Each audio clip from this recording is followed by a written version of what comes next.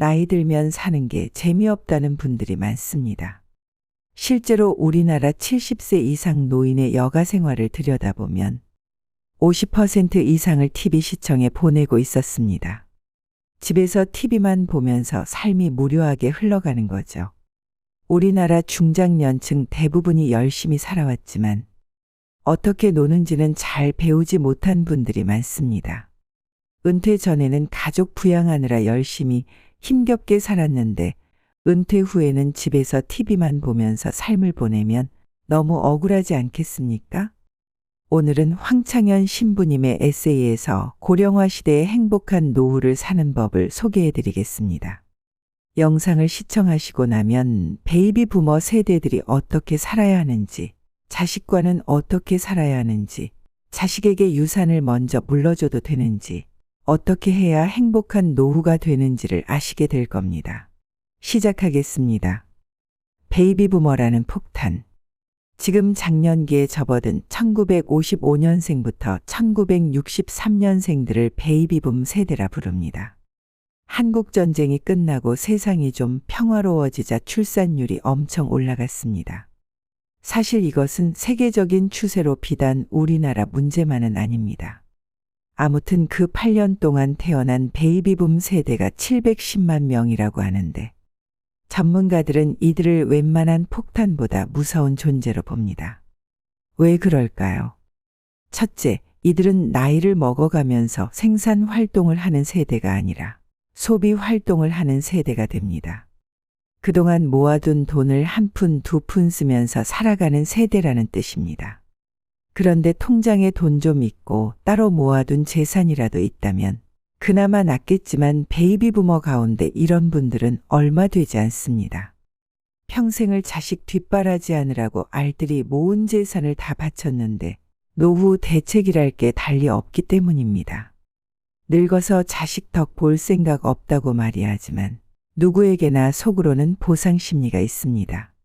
자식의 효도가 노후 대책 연금이라고 굳게 믿었는데 이 같은 희망은 대부분 부도가 날 뿐입니다. 둘째로 베이비 부머들은 부모 세대에게는 우리의 고유 전통에 따라 물심양면으로 효도했지만 자신들은 그러한 효도를 받을 수 없는 세대입니다.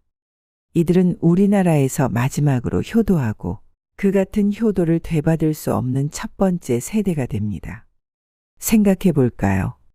지금 50세들이 110세까지 산다고 했을 때 자식들은 대개 80세, 90세입니다.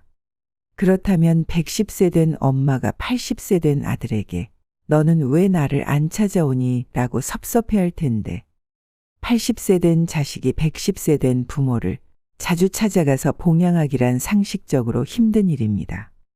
제가 강의를 가는 곳마다 자기 인생은 자기가 알아서 살아야 한다고 강조하는 이유가 바로 여기 있습니다. 내 삶의 주인공은 바로 나 자신입니다.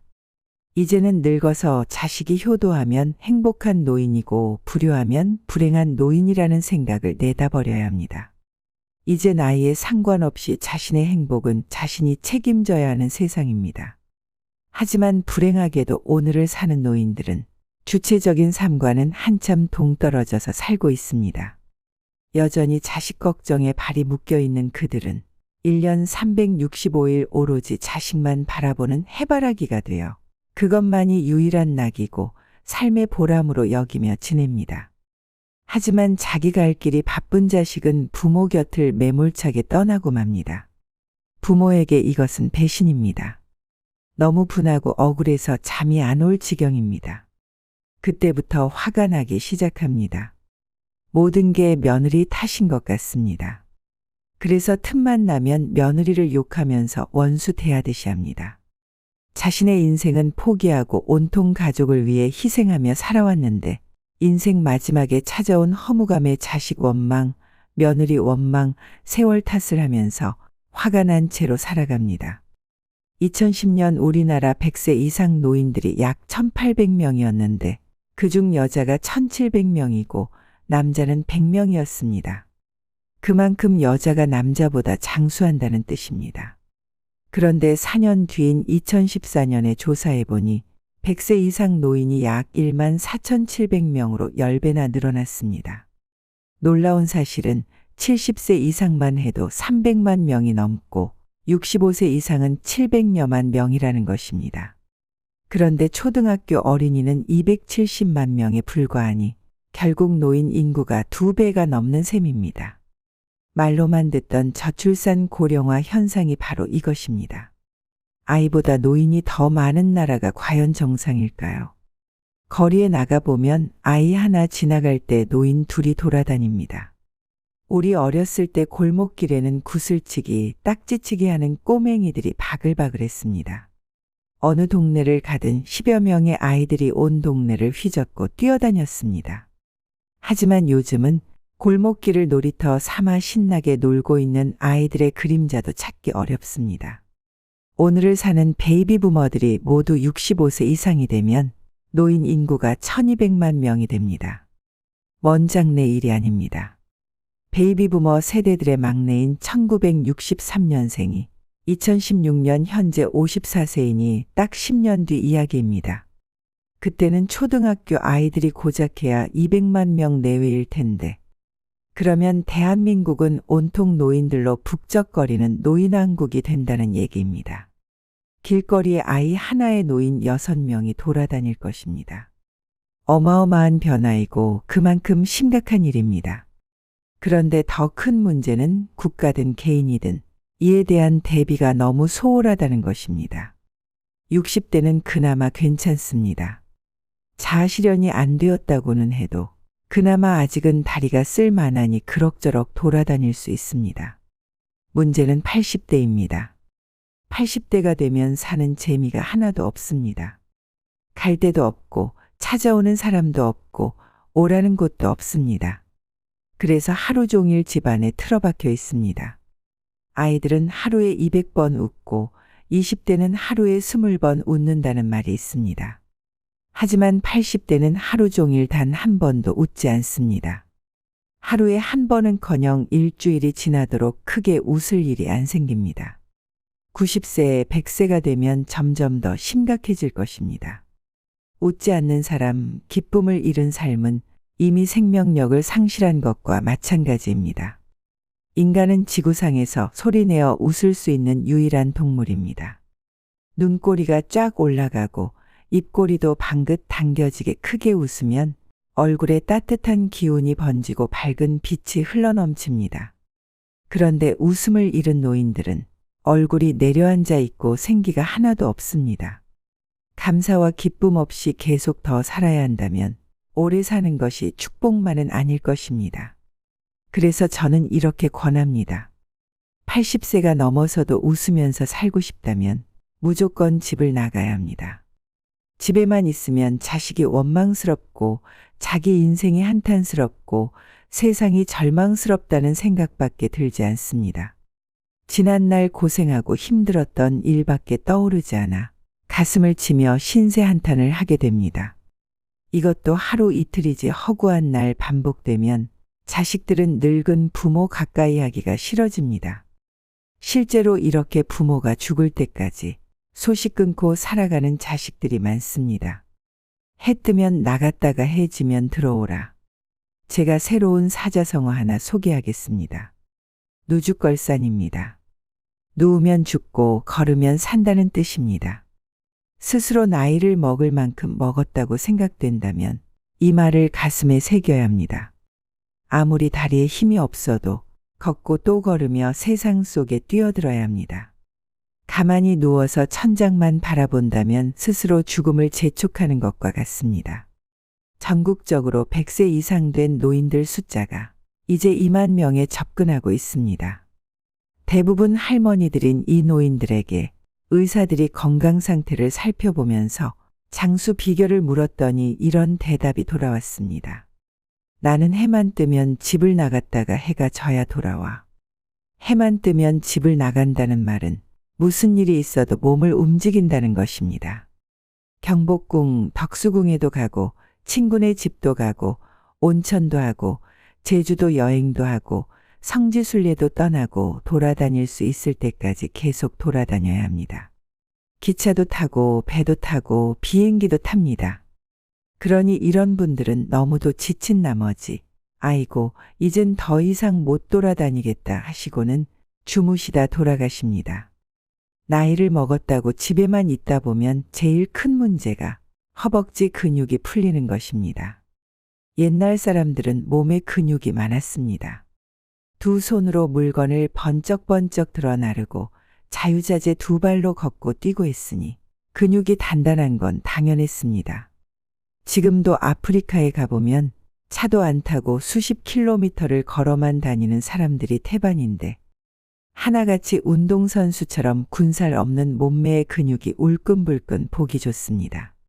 우리나라는 젊은 사람들조차 근육이 별로 없습니다. 운동을 멀리하고 일은 컴퓨터와 기계가 다 하고 바로 옆 동네를 가도 자동차에 의지하니 근육 붙은 사람보다 배 나온 사람이 훨씬 더 많습니다. 사람은 40살이 되면 근육이 매년 1%씩 빠져나가 80살이 되면 40%나 빠져나가 버린다고 합니다. 근육은 병을 예방하는 면역력을 높여주는 고마운 존재인데 나이가 들어 몸의 근육량이 계속 줄게 되면 똑바로 일어서 있을 기력이 부족해집니다. 움직일 수가 없으니 기저귀 차고 드러눕는 일도 시간 문제입니다. 자식에게 주는 최고의 마지막 선물은 죽는 날까지 자기 발로 화장실에 다니는 것이라는 말이 있습니다.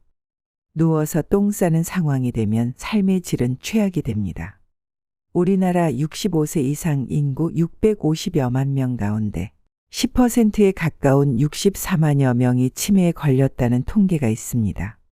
노인 인구가 지금보다 훨씬 더 많아지는 2050년 초고령화 사회가 되면 치매 환자가 130만 명이 될 거라는 암울한 전망도 있습니다. 내가 누군지도 모르는 치매라는 무서운 병이 이렇게 우리 모두의 지척에 와 있습니다. 부모가 치매에 걸리면 자식들이 누가 모실 것인지를 놓고 허구한 날 싸움을 벌이니 서로 원수지간이 되는 건 시간 문제입니다. 긴 병에 효자 없다고 치매는 화목했던 가정을 산산조각 내기도 합니다. 사람들과 자주 어울리는 노인일수록 치매에 걸릴 확률이 줄어듭니다. 사람들 속에 있으면 긴장하게 되고 이것저것 궁리하게 되어 뇌가 활성화되기 때문이라고 합니다.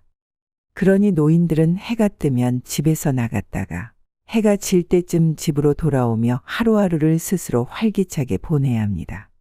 치매 예방에 텔레비전을 보거나 라디오를 듣는 것은 큰 도움이 안 된다고 합니다.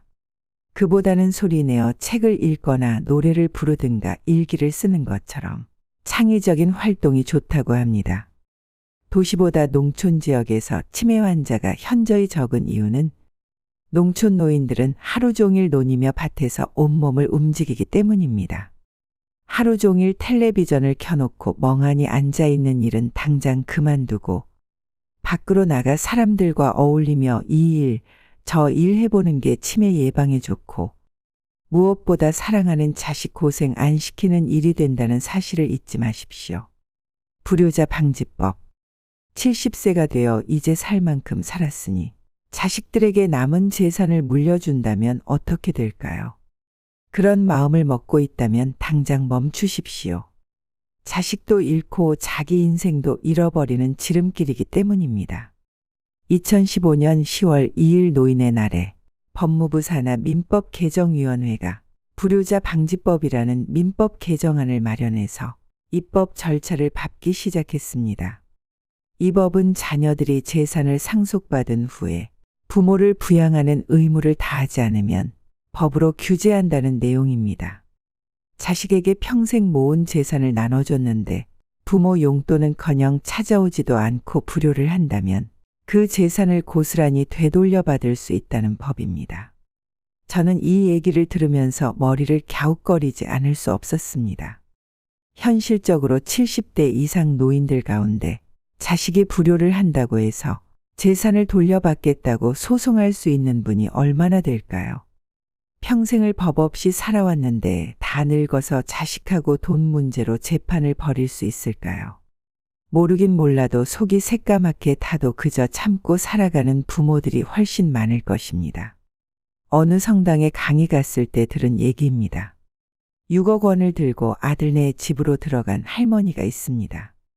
여기서 중요한 사실은 6억이냐 60억이냐가 아니라 늙은 몸으로 자식의 집에 들어가서 함께 사느냐 아니면 계속 혼자 사느냐가 문제입니다.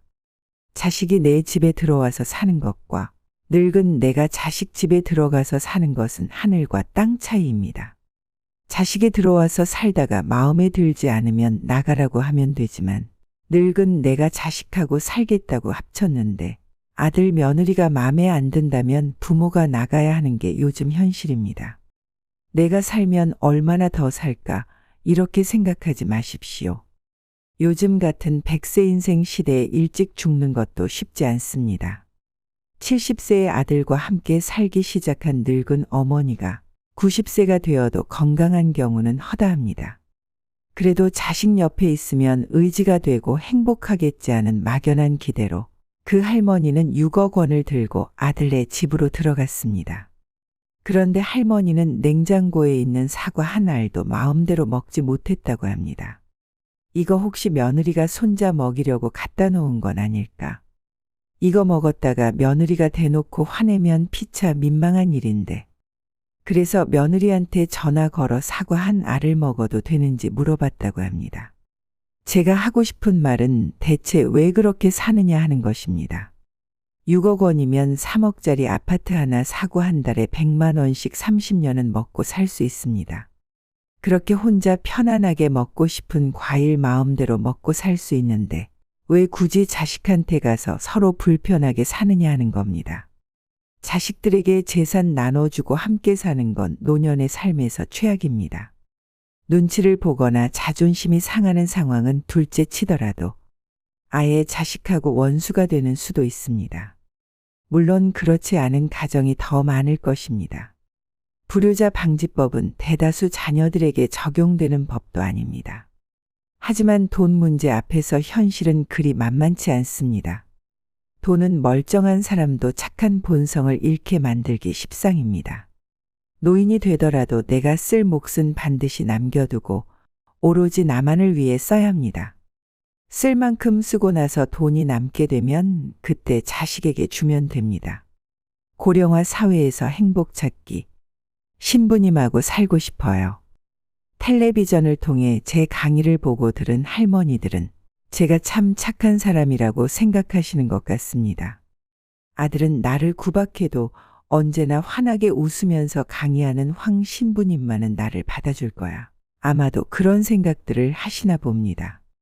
할머니들의 하소연 전화도 많이 오고 구구절절 억울한 사연을 편지로 써보내는 할아버지도 있습니다.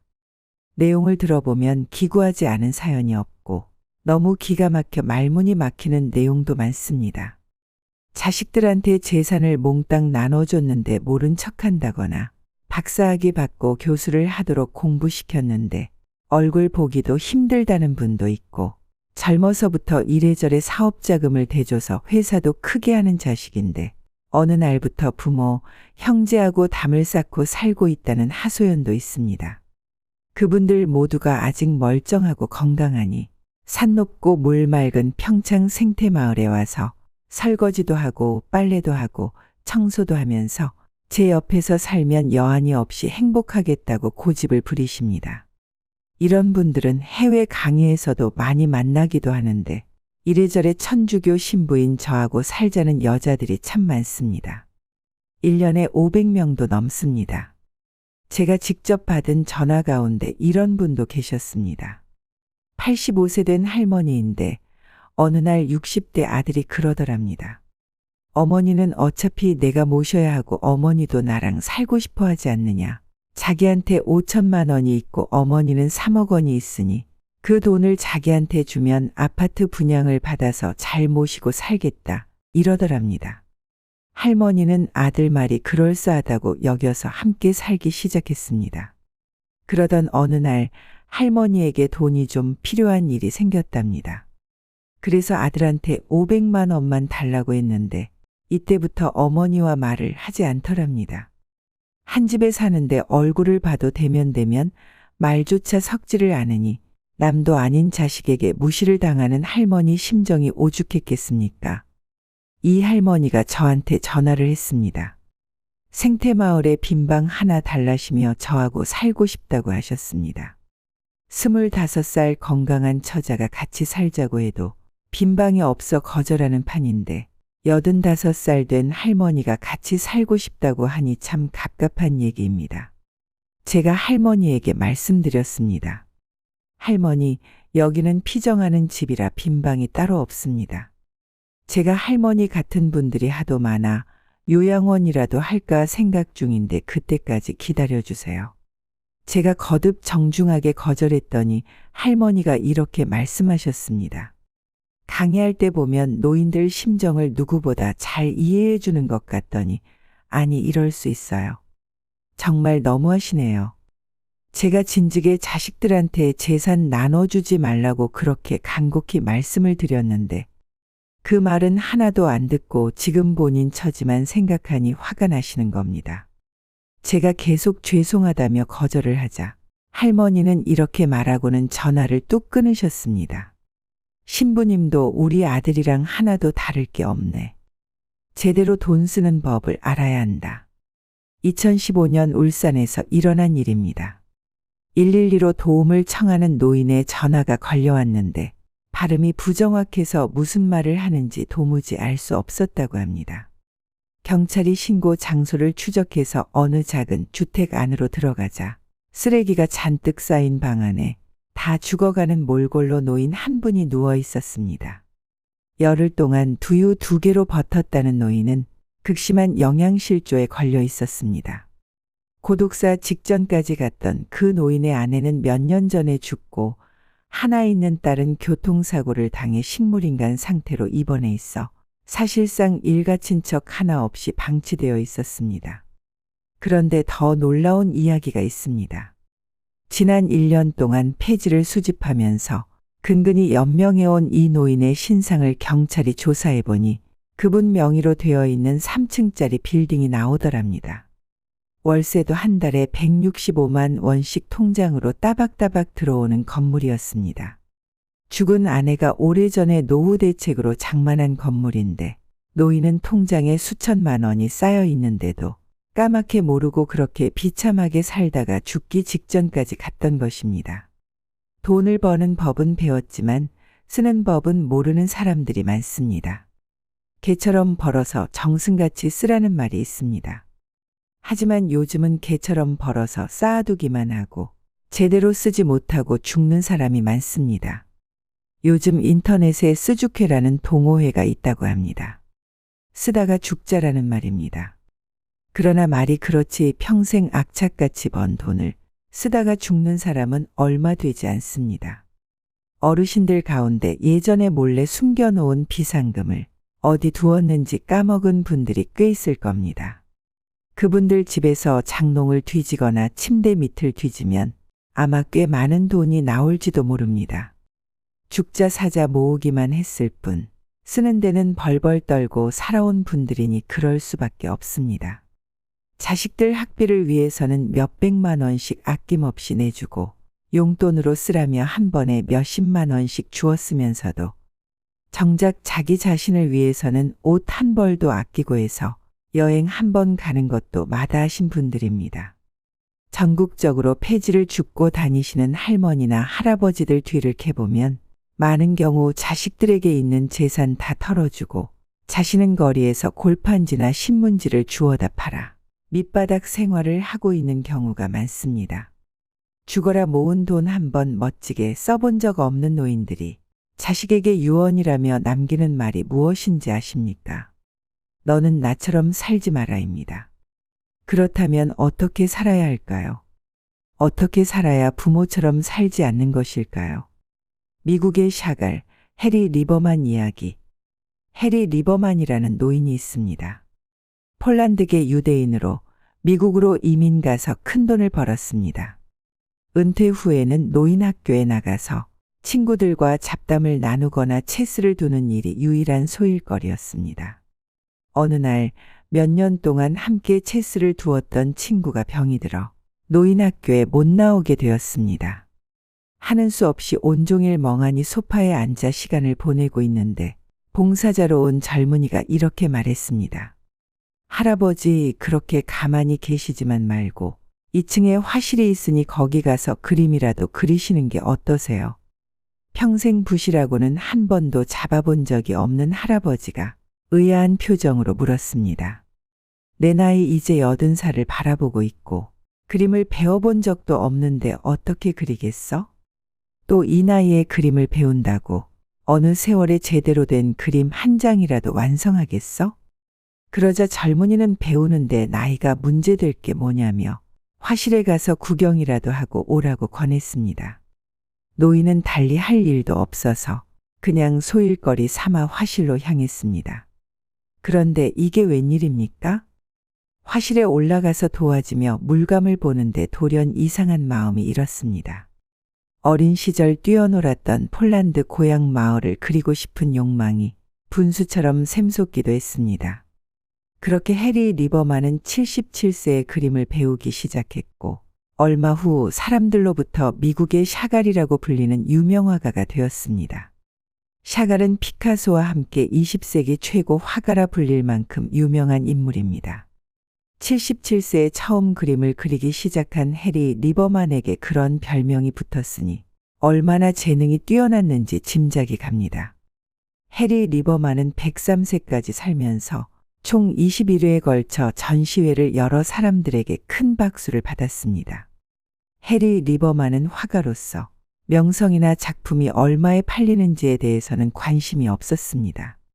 그는 사람들에게 늘 이렇게 말했습니다. 내가 젊다고 생각하지 않습니다.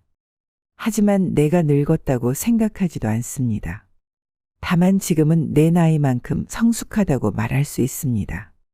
성숙이란 연륜과 함께 오기 때문입니다. 늙어서 할 수 없는 게 아니라 할 수 있다는 용기가 없는 것입니다. 나이나 신분이나 현재 처한 환경에 관계없이 자신에게 주어진 능력을 갈고 닦아 하루하루 최선을 다하는 삶이 진짜 인생입니다.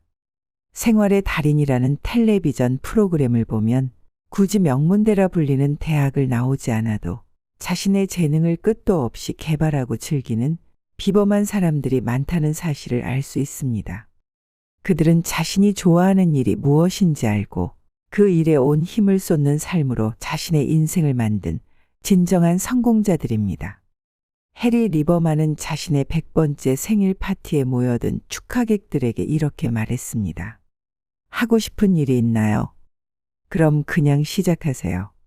삶이란 우리가 만들어가는 것이라는 진리는 젊어서나 늙어서나 똑같습니다. 누구에게나 하느님께 받은 능력이 있습니다.